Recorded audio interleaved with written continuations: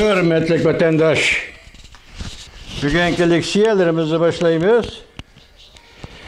Leksiyadası da Qadirov Washington'dan sözdeyimiz. Bugünkü istağı 2023 yıl 5. ayının 24. günü.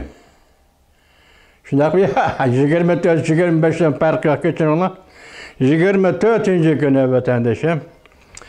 Bugün sizlerge vaziyet doğrusu gap kılsak, birinchisi, Cungo hazır Amerika'da turuşluk baş elçisi.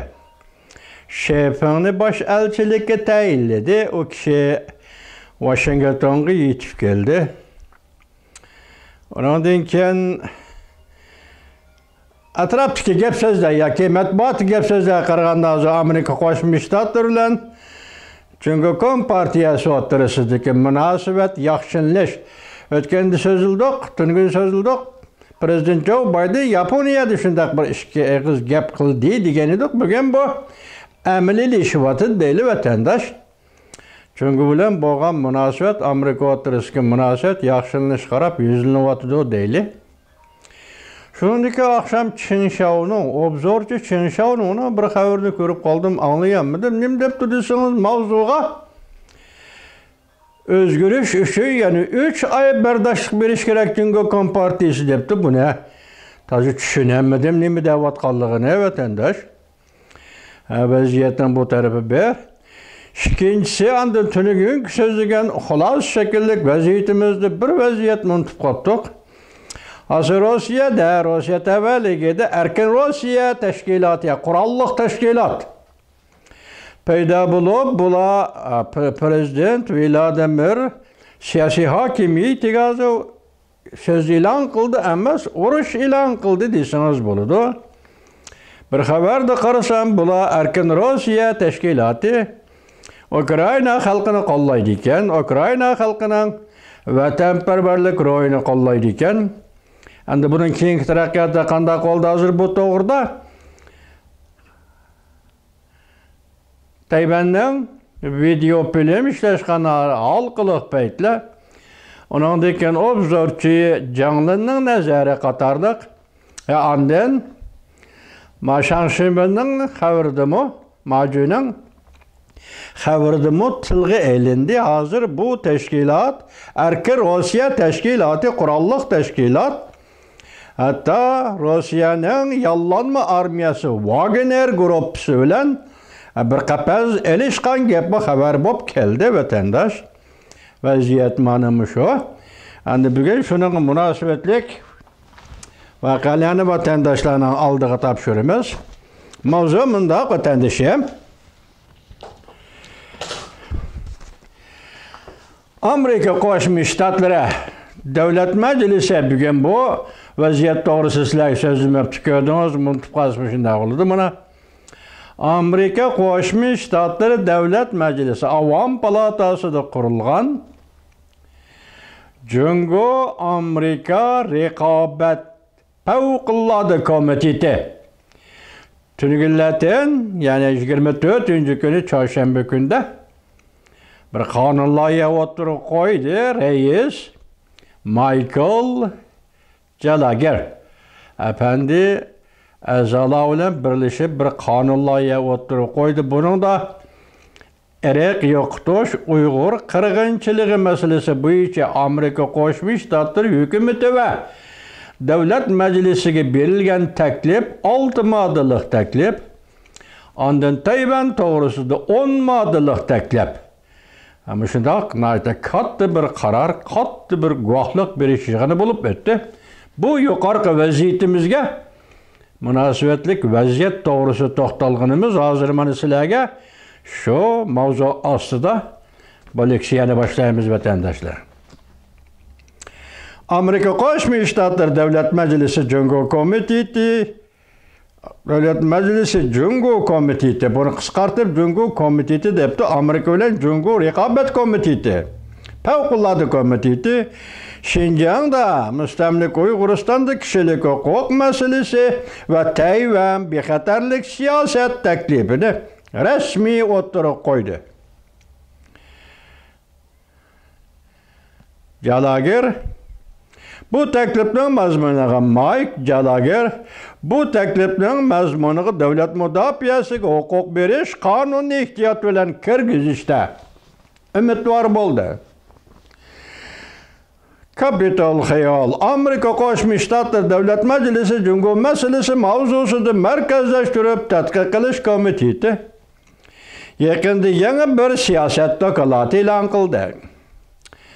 Dokladning mazmuni Şinjan'da, ya'ni Uyg'uristonda Uyg'ur kishilik huquq masalasiga va Tayvan bo'g'ozining bexatarlik vaziyatiga markazlashdi muhokama.